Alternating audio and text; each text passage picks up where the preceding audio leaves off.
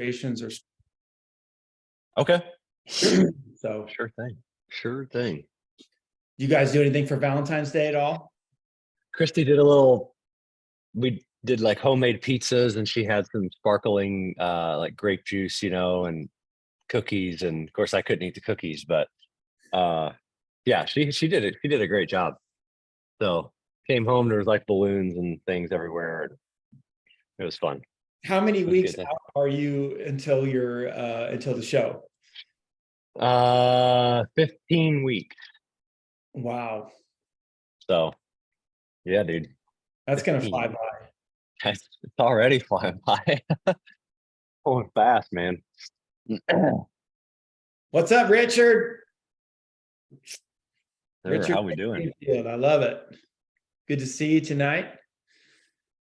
Yeah, I'm wondering if people are going to be, at dinner tonight, or what's going on with the Valentine's schedule, or if we're going to get a full crowd or what. Jackie and I got all of our romance out of our system this weekend. There we go. Welcome to my life. What is up? That's awesome.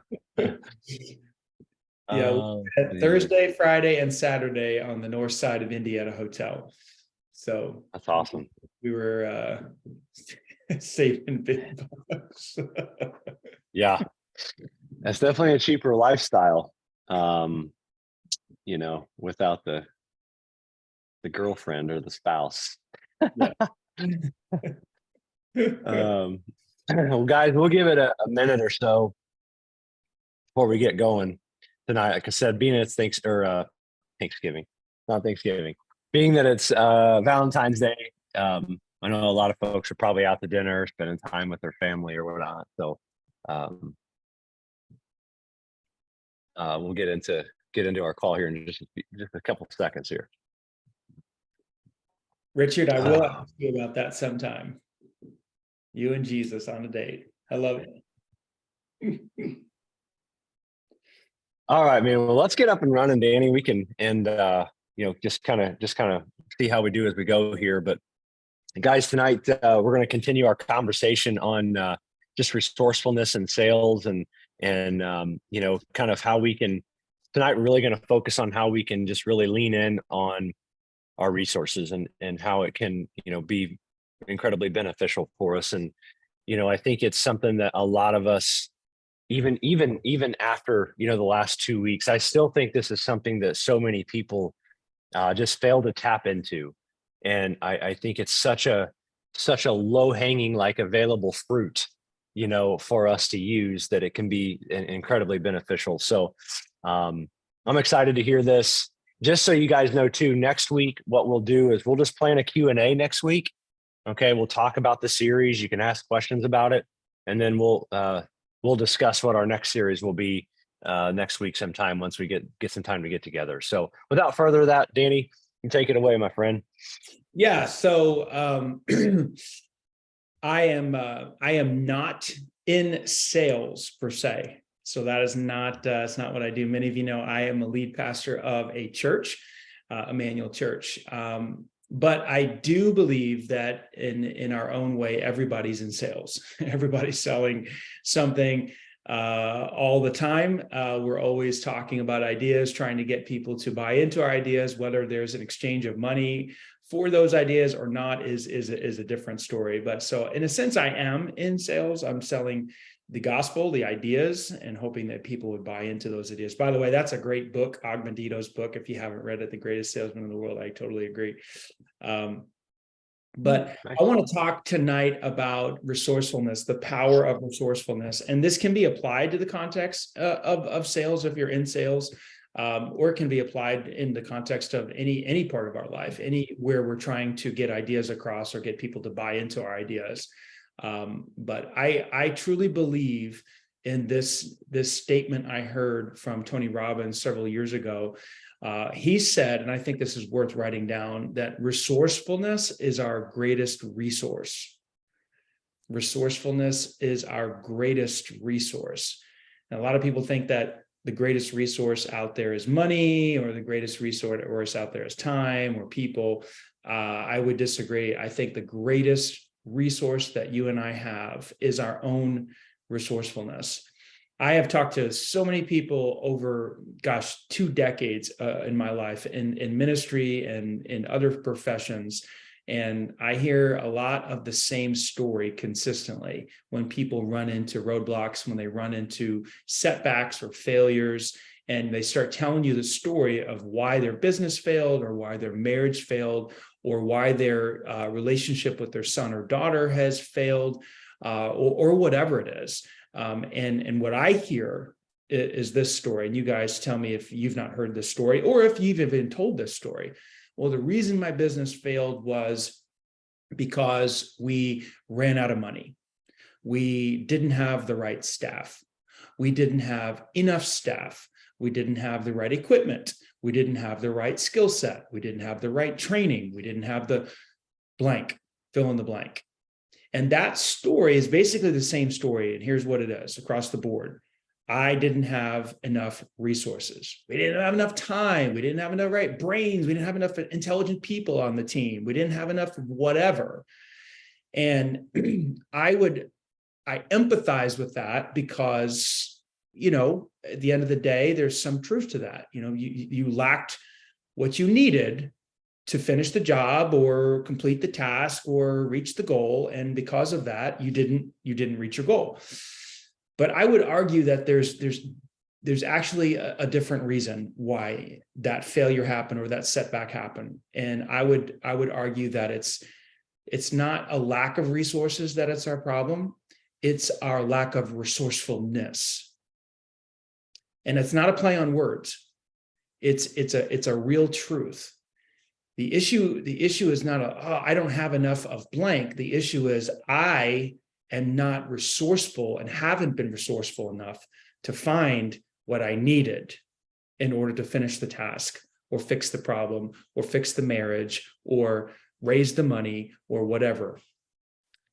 Let me dive into some definitions here. I'm always a guy that likes to know, like, what are we talking about? Let's define our terms. What do I mean by resourceful? This is really important to understand it. What is it? What is a resourceful person? Here it's real simple. Resourcefulness is the ability to tap into the resources available to you. That's all it is. I'll say it again. Resourcefulness is the ability. It's a skill. It can be learned. Resourcefulness is the ability to tap into the resources available to you. And because resourceful people have this ability, they have very few limitations in their life. There's not much that they can't do or accomplish because they have this skill set to acquire the resources that are necessary to accomplish their task, whatever that task may be. That could be improving your relationship with your daughter. That could be improving your relationship with your husband or wife or fixing a marriage issue.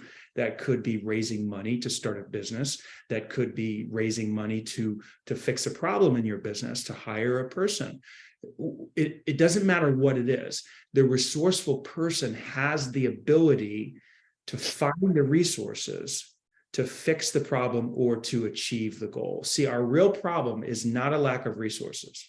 That's a story, that's an excuse that we use to justify our failure. Our real problem is our lack of resourcefulness. That's a huge idea. That's a life-changing, game-changing idea. People who have this skill set, there's not much they can't overcome. There's very, very few limitations in their life. Now, before I get into the details, okay, how do you become a resourceful person? Mike, I want to just see what you're thinking. I've made some hard statements. Mm-hmm. How does that hit you? Respond to that. Yeah, I mean, I think, thinking back to my journey in entrepreneurship and trying to get to where I'm at today is I've really had to cultivate this skill. I've really had to, there's times where I really have to focus on this and be intentional with making sure I'm capable of this. Because a lot of times is in entrepreneurship and even in sales or a lot of times for anybody really, we have to, there's times where we have to sit down and go, man, there's just not a lot going on right now. Like I just don't have, I'm not making it happen, or I'm struggling to make ends meet, or how can I make things happen essentially? I think it kind of goes back to I think we did actually a call on this, Danny, about just making things happen when nothing's happening. And that's what comes to my mind when you're talking about resourcefulness. It's like, there's so many things I think that if we're savvy enough, and I don't really like that word, but it's kind of the word that comes to my mind, is to tap into all of that that's there for us to use. And I really believe there is so much there, and I don't know if I'm explaining that, you know, I, Absolutely. I do believe that this is an acquired skill. I could not agree with you more on that. And it's a skill that I'm still developing even 13 years into this thing. I agree 1,000%. Awesome. Awesome. Yeah. So the beginning stages of becoming a resourceful person, it kind of starts with a decision to stop making an excuse, to stop blaming your lack of resources for your limitations. That's a tough thing for human beings to do. It's a tough pill to swallow, because the excuse justifies and rationalizes the roadblock and the failure or the stalling or the setback, and it makes us feel better. And if you argue for your excuses, guess what? You're gonna get them. If you make a case for your failure, then that's where you'll stay, because you've got a good story. Well, let me tell you why the business failed. I just ran out of money. Everybody goes, well, let me tell you why the marriage fell apart. We just didn't have enough time together. We were so busy. Okay, you got a good story that now makes sense to people, and you get empathy. Wow, you guys were real busy, and she was working her job, he was working his job, and the kids, and there's lots of kids are a lot. You guys didn't, I get it, oh, you're being pulled in every direction. Marriage is tough. I get it. I get why you got divorced. Yeah, it's a good story. And that's the danger of telling that story, is it makes everything feel better. So we got to grow up and stop making excuses and realize, no, the real problem was I didn't figure it out. I didn't tap into the resources that were available to me to help solve that problem. That is a tough pill to swallow. Now, let's jump into this. I got a couple of ideas here on how to become a resourceful person. This is hard stuff, but I believe it's the right path to go down. And by the way, this can be applicable to sales, business, entrepreneurship, marriage, parenting, finances. This is applicable to everything. The first step in becoming a resourceful person is the mental game. You've got to believe deep down in your soul this idea that everything is figure-outable. And I love that word. Everything is figure-outable. It's not even a word. Actually, somebody else made it up. There's a book out called Everything is Figure-Outable. I haven't read it. That's an awesome word. I was trying to figure out how to type it. Yeah, figure-outable. Yeah. And essentially, the word kind of speaks to itself.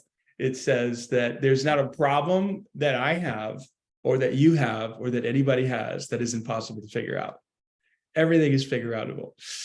And that is actually a mental mindset that puts us in a posture of solution creation. Everything's figure-outable. What's your problem? You got a marriage problem? Let's figure it out. It's figure-outable. Oh, we got a finance problem. We got an income problem. Let's figure it out. Wow, you got a tax problem. Let's figure it out. Recently, Jackie and I, we jacked up our taxes. We had a big tax bill come in. We didn't anticipate. We didn't plan well. Guess what? We figured it out.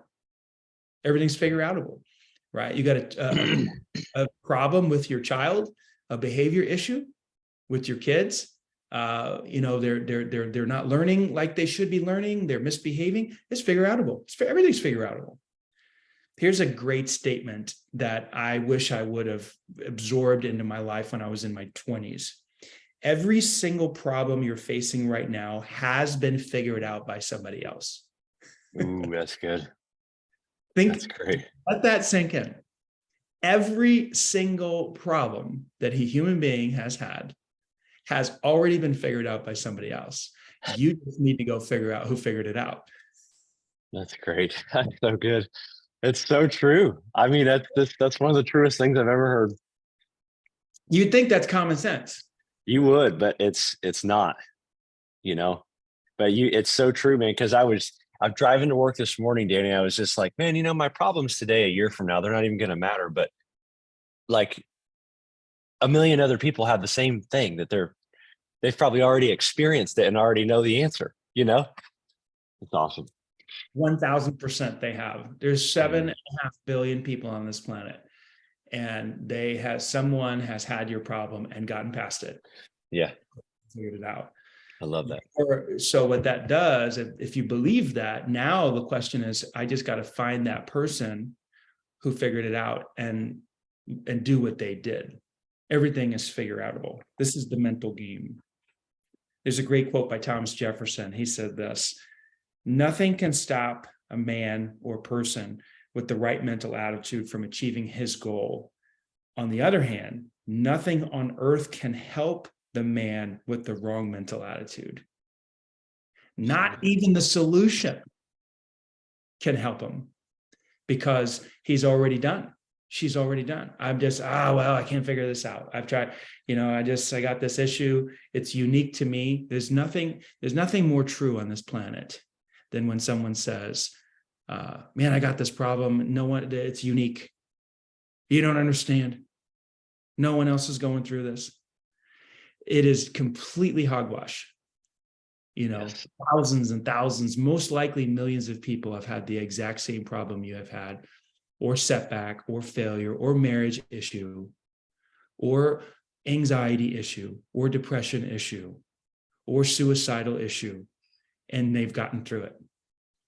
Now, that's foundational to becoming a resourceful person. If you don't have that mental makeup, that mental mindset, you're not going to have the motivation or the will or the desire to figure stuff out, because you're going to give up. So that's number one, the belief, the mental game, so big. That's great. Number two, I'll jump into this. Becoming a resourceful person requires tremendous initiative. Just write that word down, initiative. And what I mean by that is taking action, massive action. Tony Robbins talks about that all the time. Successful people are people who are taking massive action. Grant Cardone talks about 10x levels of action, 10 times the amount of the normal person. We think, here's the thing, Mike, and I hope our team here can absorb this. This is a hard statement. We think we're working hard. We're not. We think we're taking a lot of action. We're not nearly taking the action that we're capable of taking in order to break through our issues. Remember, we're talking about getting stuck. Yeah. In a marriage problem, in a parenting problem, in a sales, whatever, a job problem. I can't get along with my boss problem. We're talking about, I'm stuck. What do I do? Well, I need to take some action. You haven't tried. Well, but I did. Here's the story I get, Mike. You've heard this. And this is such a lie. Again, this is tough talk here, but I'm speaking it because I want you guys to level up your life. Here's the story people say, man, I tell you what, I got this issue. Mike, I've just tried everything. I don't know what to do. I've tried everything. When someone says that, they are lying through their teeth. Yep. You've tried everything? What have you tried? Well, we went and saw a counselor. How many counselors did you see? Well, we went to one. You went to one counselor? And you're sitting here telling me you tried everything? What did the counselor tell you to do? Well, he told us that we need to read this book, and we need to have daily conversations and apologize to each other. That's all he told you to do? 3 things? Did you do those 3 things? Well, we did one of them. Well, you just got done telling me that you tried everything. Yeah. So spot on. It's so spot on. And here's the truth. We have tried 1 or 2 things to solve the sales problem, to solve the relationship problem at work, to solve the problem with your kids, to solve the money problem at home. We've tried 1 or 2 things and then we've given up. Dude, it's the same. It's such a good analogy too in the diet and the weight loss world with our fitness. Is I used to say it all the time, well, I'm doing all I can do. I'm working out as hard as I can. I'm doing everything. Well, and then, someone like you would go, well, did you stop eating mayonnaise and ranch? Well, no, I don't want to stop eating. You know what I'm saying? So it's like, there's there's so many things that we can do that we're not doing. And I'm a victim of this. Yeah, I do this. It's like, I tell myself I've tried everything and I haven't even tried like half the things. So true, man. Good stuff. We gotta get smacked in the face with that truth. You're lying to yourself. You are not taking the action and the initiative that is necessary to break through your problem. And that's why you're not breaking through. You've not read every book on the topic. Have you done that? Well, no, I haven't. Have you read 1 book on the problem that you have? Well, I bought it. Have you read it? You know what I'm saying? Have you listened to all the podcasts out there? No. Okay. Yeah. That's why you're stuck. Yep. So now that type of energy to try everything under the sun to solve your problem comes from the first point, which is everything's figure outable. If you believe that, then you're going to hunt and hunt and hunt and hunt until you find that idea or perspective or tool that's going to solve your problem. So for sure. Here's a great quote by George Bernard Shaw. The people who get on in this world are the people who get up and look for the circumstances they want. If they can't find them, they make them. Let that sink in. Yep. One of my favorites. They make it happen. They look around for the circumstances, the situation they want. If they don't see it, they create it. What do? They're constantly taking action. Initiative. That's what people do who break through their problems. That's what resourceful people do. They're constantly moving. Okay.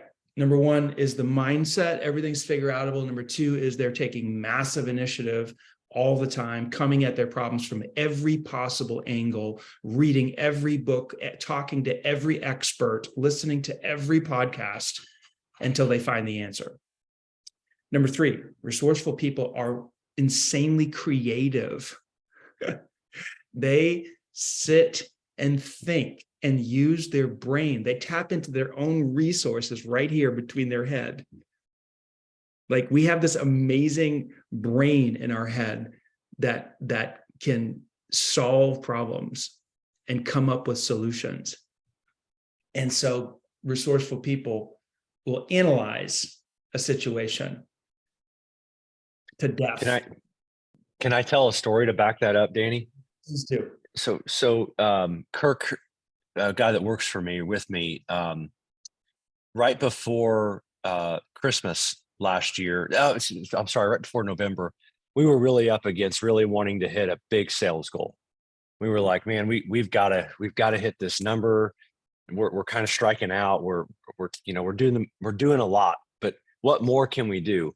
And we were sitting down and we thought, oh man, we have a very large social media following with a lot of numbers and traffic. Why don't we charge someone to advertise and to get people to come to their site based on sponsoring our site? And it's a way for us to really catapult ourselves into that goal, into that range of hitting that sales goal. And it was something that that Kirk created. It was like we didn't have it. It was what we did is we would start doing live streams from our phone, and we have a company that paid a lot of money to be seen in front of our followers because they would get business from it. And it just came around from sitting around and just in trying to drum up, like, what can we do? How can we essentially, number three, create something?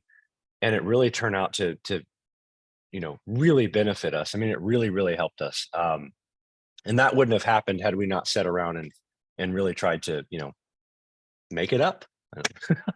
That's what we did. So Awesome. I love it. yeah, yeah.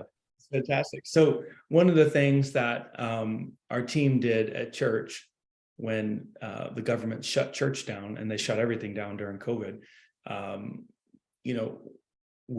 that's a scary situation, because when it comes to most churches, they take an offering by passing buckets in the rows, and that's how they receive the financial income to pay their bills and do ministry.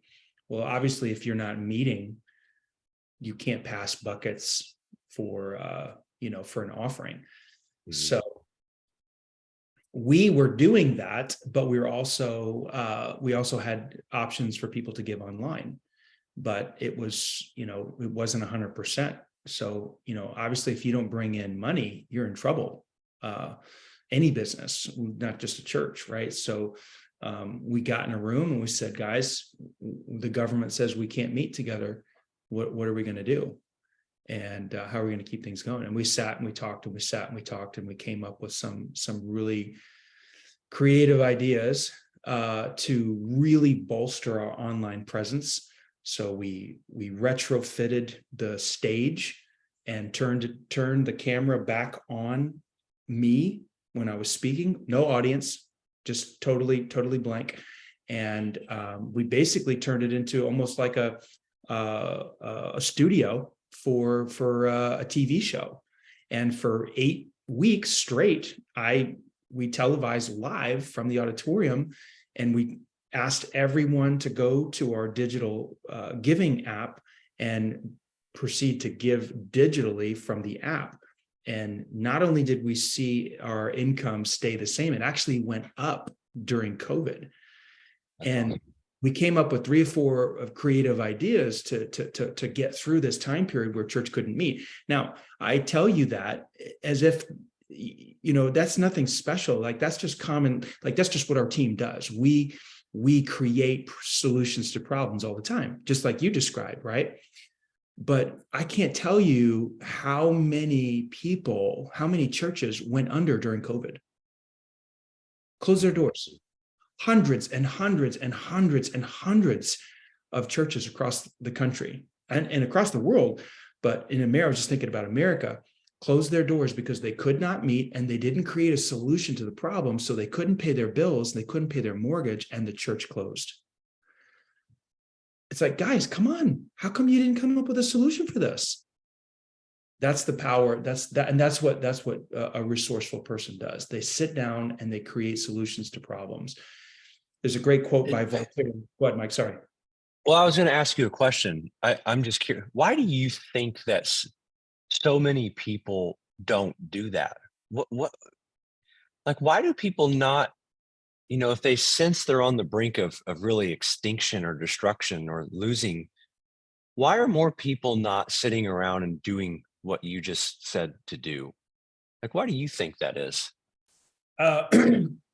Richard just said something interesting. He said, they get caught up in fear and worry, and that stuff paralyzes.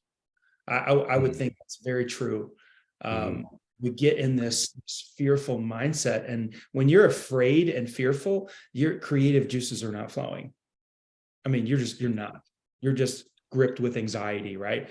But I don't think people believe. Also, on top of the fear and the worry, I don't think that people believe that they have ideas inside their brain to fix the problem. I don't think they believe that. What am I supposed to do? I can't do anything. Like, well, I'm sunk. The ship's going down. What am I going to do? Well, I don't know. Sit down and come up with a solution. I don't think that that's intuitive. That probably a bad answer to your question, but No, it's good. No, I agree. I like it. Yeah. So there's a great quote by Voltaire, who, again, he was a French philosopher. It's such a great quote. He says this: no problem can withstand the assault of sustained thinking. Let me say that again.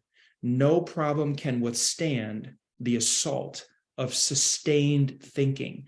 That what he's saying there is, if you would give your problem enough time to think through a creative solution, it cannot stand. It's literally like your mind assaults the problem until it's solved. It is absolutely the truth. Okay. And so I just believe that, our brains are one of our greatest resources, and we hurt ourselves when we fail to use our own thinking capacity. So again, now where does the energy come to do that? Well, it comes from number one, again, which is, hey, everything's figure outable. I just believe that there's not a problem on this earth that someone hasn't figured out. Maybe the answer is in my own head. I'm going to give this problem the time to come up with a solution.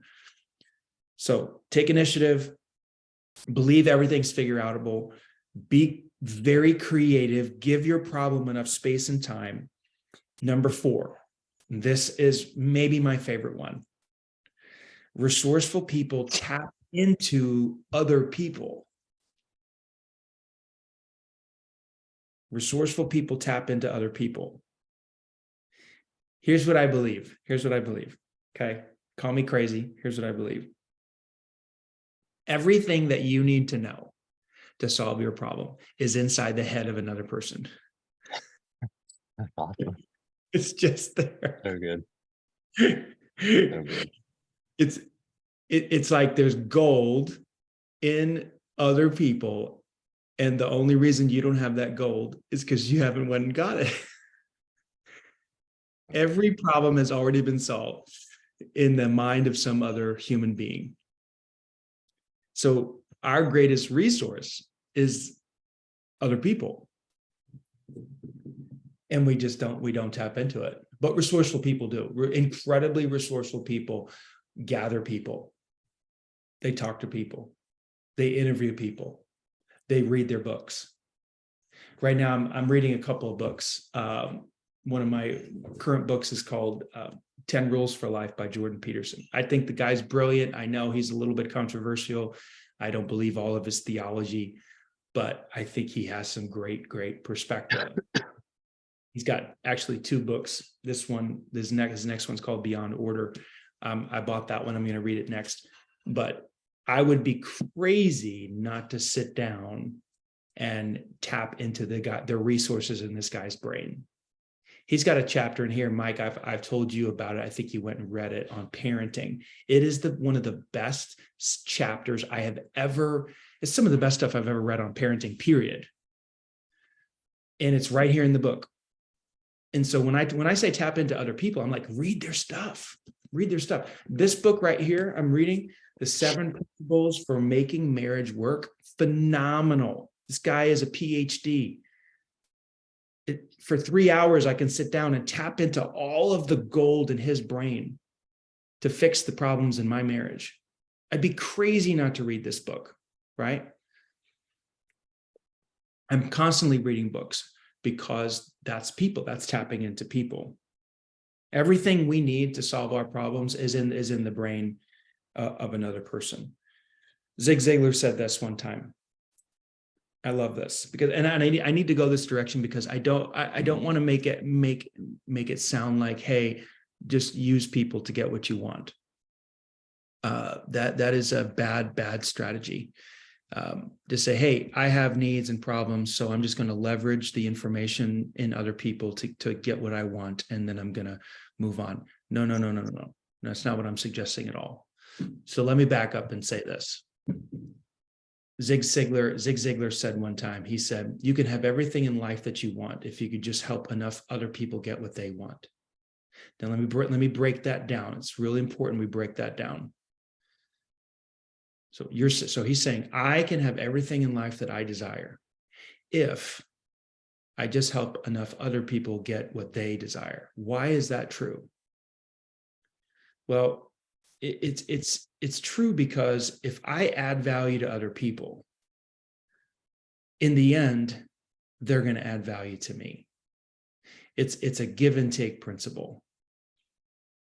So if I want to tap into the resources of other people, I have to be a resource.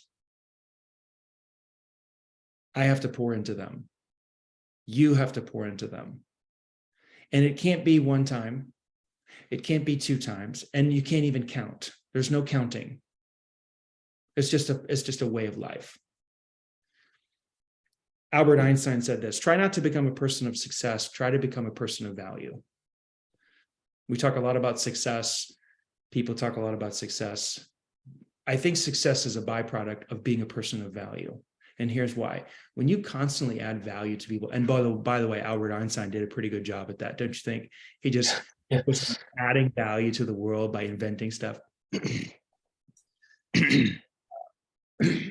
If you just consistently added value all the time, and that was your mode of operation, you become a desired person. People want you. They want you in their space. They want you close to them. And guess what they end up wanting to do? They end up wanting to add value to you. So Zig Ziglar says you can have everything in life you want if you just help enough other people get what they want. Why? Because you've added value, added value, added value, added value. Now they want to turn around and add value to you. In fact, they will bend over backwards to add value to your life. Why do you think that is, Mike? Well, man, I mean, I think about my team, and how I've poured into them everything I can, all that I know, to help them develop a skill set to sell our product. And they take the skill set I've helped them with, and it's almost like they can't wait to give it back, like to contribute to the company. And I'm watching it with a guy today. Guy signed on the Chicago Cubs today. And it's a dream of his. These guys are Cubs fans, but he's like, man, it's really, really cool to see someone else doing what I love to do and being successful at it. Now he's making money, the company's making money, everyone's winning. And it's because for a long time we poured everything into him that we could. And now he's just giving back by performing. And I just think it's the reason we succeed, is because of the people that we have and helping those people do those things. So good. So good. So let me tell you guys, the last 2 months, I have asked 2 separate individuals for $1 million each. Ooh.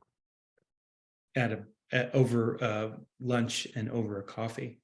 Looked them straight in the face and said, here's the situation. Here's how you can help. If you'd like to jump in, it'd be $1 million. Now, one guy has already given me the $1 million. He's just wrote a check. Right? Now, the second guy, I believe, is going to write the check. He hasn't done it yet. How do you get in a situation where you're asking people for $1 million? That sounds ridiculous, right? But here's how. Ready? For 17 years, I have been adding value to their life every week, helping, assisting, teaching, preaching, helping weddings, funerals. And so after 17 years of doing that, it becomes plausible for them to be asked to help. And for me to have the courage to ask for them to help to the tune of $1 million. Now, if I was brand new at my job, there's no way. They would laugh in my face. You want what? $1 million? There's no way on this planet I'm going to write you a check. I don't even know who you are. You've done nothing for me. So going back to the quote, you can have everything in life that you want if you help enough other people get what they want, right? So become a person of value, add value all the time to people. And in the end, that gets reciprocated back to you. And that's what resourceful people do. They tap into the resources of other people because they have added value to those people. One of the guys that has helped me a ton in the past called me today, and he's like, "Hey, my daughter-in-law and her husband are about to get divorced. I need help." He called me today. A buddy of mine that he's helped me a ton in the past, and he asked me to help him and intervene. Now, what do you think I said to him? I said, absolutely. Yeah, absolutely. Yeah. I'll call him right now. Why would I be so willing to jump and help? Now, of course, I probably would have helped anyway, even if the guy hadn't helped me a ton in the past, because it's my job. But I was even more motivated to say, dude, like, yeah, absolutely. Why? Because he's added tremendous value to my life. So now guess what he's doing? He's tapping into the resource. He's tapping into me. Hey, can you help me? Absolutely. Done deal. And that's how things work. Hello. I love it. Sorry. That's so good. So resourceful people are tapping into the resources around them through other people, which I just can't emphasize this enough. There's no way that I am where I am in my life today without other people. Zero chance. It is the resources in other people's minds, heart, and brain that have led me to where I am in my life today. Hands down, period. Now, of course, God is the one behind all that, orchestrating that, bringing the right people into my life. But you still have to make the choice to add value to those people. So let me give you this last one, number 5. Actually, I got 2 more. I got 5, but I'll get the extra one as a bonus. Nice. The last one, resourceful people. How do we become resourceful? Remember what we're talking about. We're talking about resourcefulness is your greatest resource. Your lack of resource is not the problem. It's your lack of resourcefulness that's the problem. That's the big idea I want you guys to embrace tonight, or at least try to swallow. This last one, number 5, is persistence. Persistence. Resourceful people simply do not give up. Here's how this plays out. Here's how it works. Ready? You currently don't have what you need. You don't have the staff member you need. You don't have the money that you need for the project. You don't have the skill that you need to relate to your spouse the right way. Whatever. You currently lack resources, right? So now you have a problem. If you don't fix it, it could become a big problem. Okay? The resource that you need is out there. It's in somebody's brain. It's in your brain. It's in a book. It's in a podcast. That is an absolute fact. Every single problem under the sun that you have has already been solved by somebody else. So you have a need. The answer is out there. Here's where it gets tricky. It's hard to get the answer. It's hard. It's hard to find the book. It's hard to find the right person. And then you find the right person, it's hard to get it out of them. It's hard to find the right podcast. It's hard to find the right doctor. It's hard to find the right lawyer. It's hard to find the right accountant. It's hard to find the right counselor to fix the marriage. It's hard. The answers are out there. The resources are out there. It's just hard to find it. Mm-hmm. So here's what happens, Mike. People give up. Yep. They give up. They throw in the towel. And they resort back to, I've tried everything, when they haven't, because it's hard. It's just really hard to find the solution and to find the answer. That's where persistence comes in. President Calvin Coolidge, long time ago, I can't even remember what number president he was. Somebody could tell us on the chat. He's got a great quote. I came across it years ago. Listen to this. This is fantastic. Nothing in the world will take the place of persistence. Talent will not. The world is full of unsuccessful people with talent. Education will not. The world is full of educated derelicts. That's my favorite part of the quote. Genius will not. Unrewarded genius is almost a proverb. The slogan, press on, has solved and always will solve the problems of the human race. Persistence and determination alone are omnipotent or all powerful. I love that quote. Persistence and determination. The slogan, press on. That's what resourceful people do. They simply keep going. Why do they keep going? Because they know that everything is figure outable. Oh, by the way, Josh says he's the 30th president. Thanks, Josh. Yeah. Hey, good to see you, Josh. Yeah. Love it. And people just don't give up. Resourceful people, they hang on and they hang on until because they know the answers are out there. And so they keep pushing and pushing and pushing until they find the right resource. Right now, I'm halfway through this book called Endurance. It's the story of Shackelford, and he is trying to get his team, basically the first team to ever cross the transatlantic over the ice. And no one had ever done it before in 1915. And it is an unbelievable story. The boat that they took to make the trip, he called it the Endurance. And if you've ever thought about that your life was hard or you're going through a difficulty, just read this book. Just read this book, and you'll go, oh my gosh, these guys, I really don't have problems.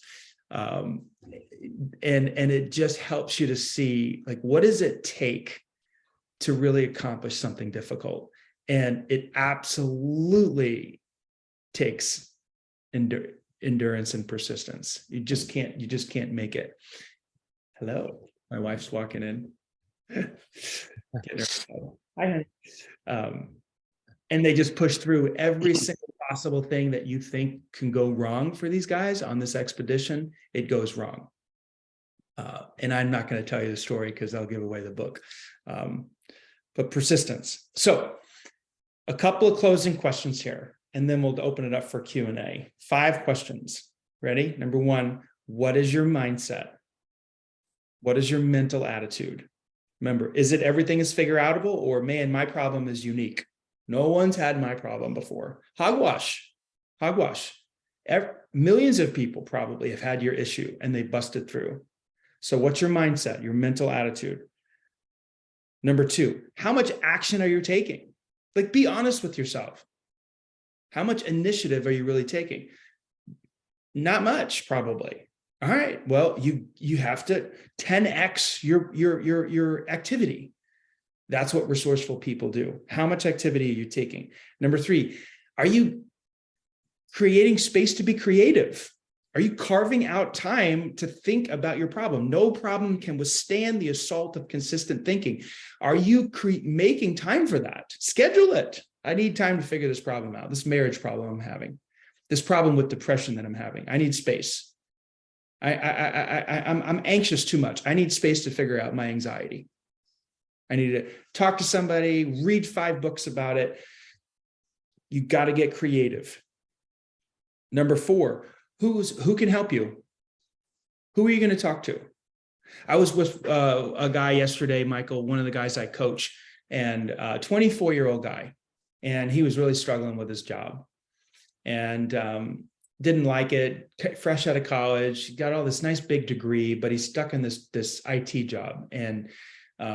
And he started to realize that he's such a people person and he's into numbers and finance. And so he kind of got this feeling that, well, maybe I should be in real estate, like join a firm that helps people develop commercial real estate. He just got this idea and he could use his financial skills with his people skills. Mm-hmm. And so, you know what he did? I thought this was such an incredibly resourceful action. He told me this yesterday, 24-year-old kid. He said, so I went on LinkedIn and I looked up all of my friends, or whatever they're called on LinkedIn. And I looked at all of my friends that are in real estate and I made a list of them. And then I narrowed that down to my friends that are in commercial real estate. And I got to 3. And I called all 3 of those guys and I asked them to go to get lunch or coffee. And I sat down with all three of them and asked them my pointed question, and asked them to explain how this all works and how can I get involved and what do I need to learn and where do I need to start. And they told me to get this course. And so I got the course. It's $100 a month. I'm learning commercial real estate. He's telling me this yesterday. Awesome. Yeah. Awesome. You know what that is? That's resourcefulness. Who can help me? It's incredible. Love it. Yep. It's right at your fingertips, man. It's right there, you know. It's all so there. easy. Everybody, Yeah. the people who can solve your problem are out there. Yeah. You just got to go find them and get them. Mm-hmm. And then number 5, how persistent are you? Do you really have, do you keep going when things get hard, or do you throw in the towel? Resourceful people, they just have this grit about them. They just keep pushing and pushing and pushing until they find their solution. You got to ask those 5 questions. I want to open things up right now to some Q&A if there is any. I know we got a lot of people who are out there doing their romance thing, Valentine's Day. But if there are any questions, I'd love to take them. Guys, I sent a screenshot too for those of you that may come and watch the recording at a later time.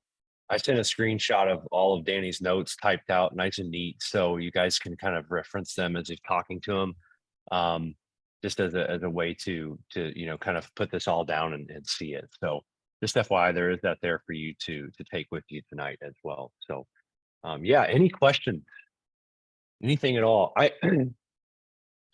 Danny, I think about like my mind's racing tonight because all I want to do is I want to go back and I want to talk to my sales team tomorrow about this stuff, and I want to show them everything you've said. And I'm just like, how can I get these guys to understand this? Like, and I think honestly, the easiest way is that these sales guys are watching, they see other people that are so successful in sales. And what really brings it full circle for me tonight was everyone at some point in time has solved this problem or this issue or has the answer to what it is you're trying to find.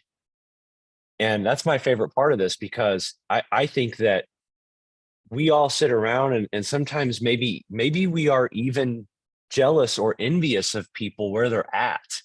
And maybe that's not, the best word, but sometimes we sit around, we look at people and we're like, man, how did he get that? How does she do that? What are they doing? Why? And it's like, they have those answers. If you just talk to them, they're going to tell you. And I just love that. I think that's just gold. So yeah. I can't wait to get to work tomorrow and share this. I'm excited.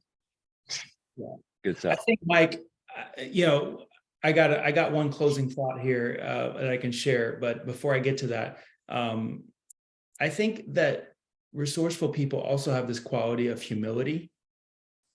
Mm.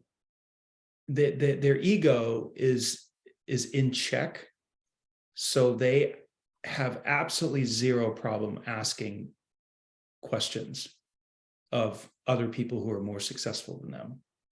They're not intimidated. They're humble. It takes humility to reach out and say, hey, I've got a problem. I can't figure it out. Can you help? Yep.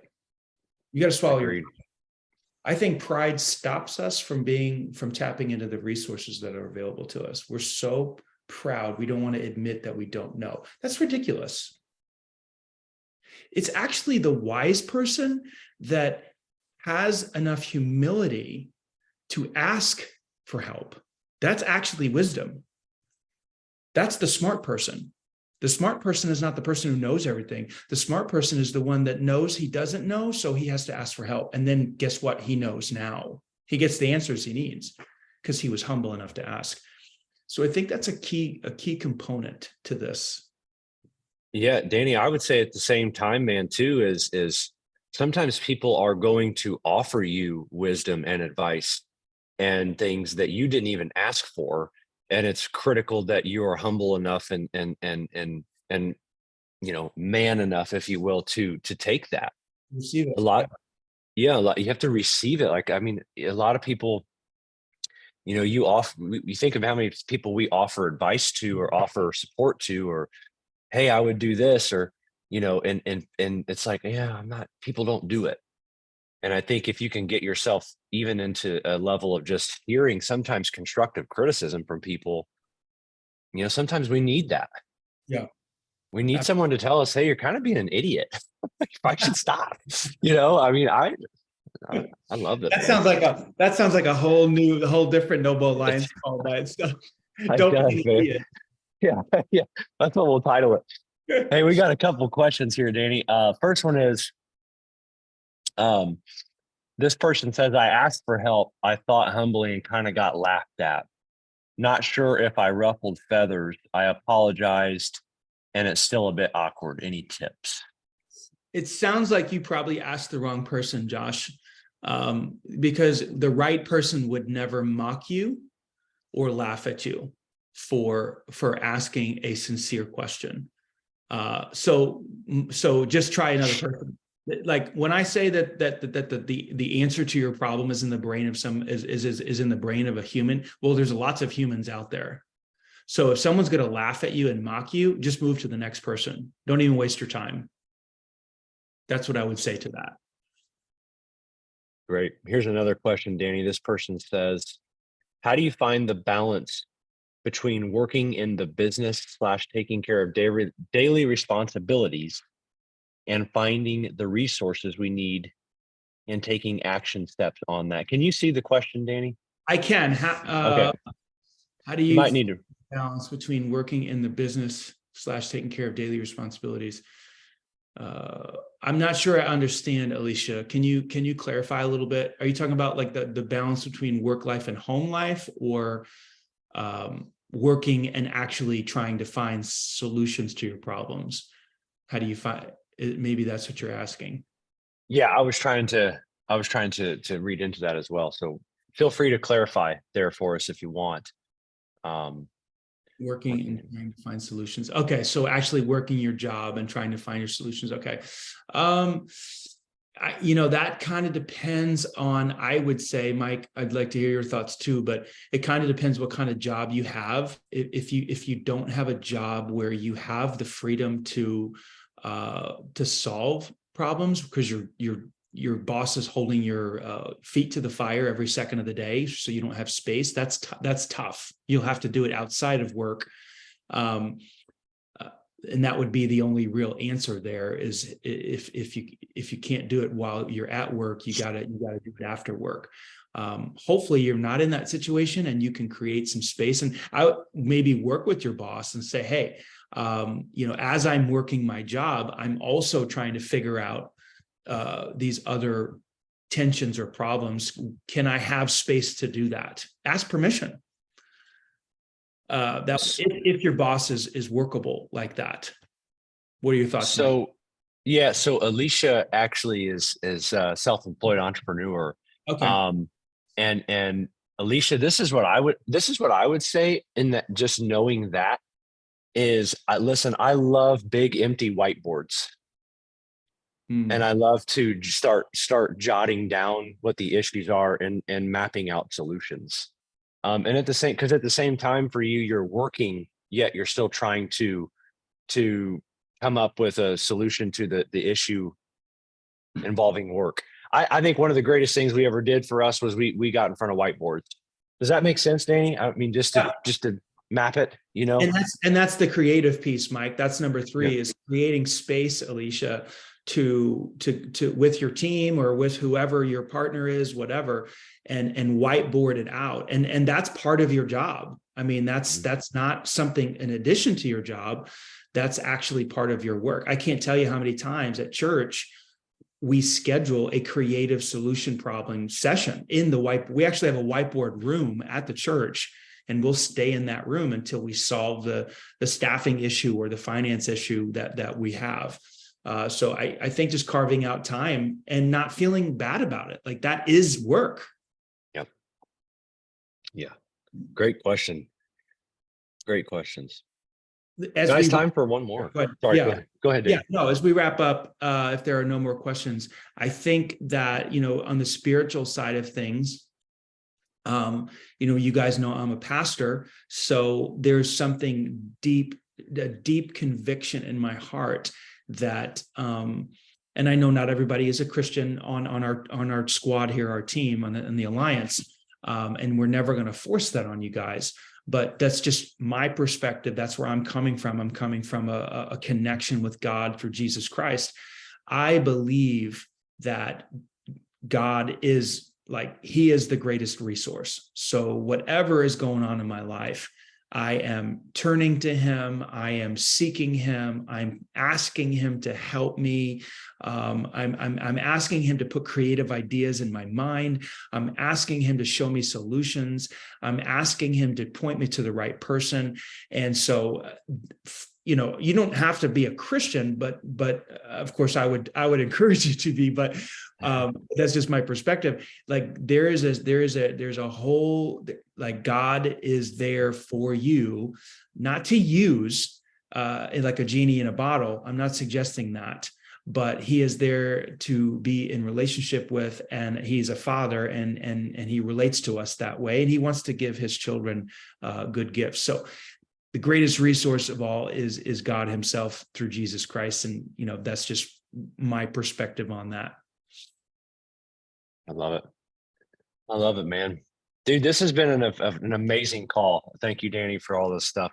This has been one of my favorite ones for a while. So next week, guys, we have a Q&A. We'll go over kind of our series. It's just kind of an open mic, kind of, ask questions about what you've heard the last 3 weeks. And then we will come up with our next series. I've had a lot of folks, Danny, make requests about relationships and marriages and things. I think that's probably where we need to go. So maybe we can talk about that. Yeah. So guys, thank you for everything. Thank you, Alicia. We really appreciate that. And you guys, hope you guys have a fantastic week, and we'll see you next week. God bless, guys. All right. See ya.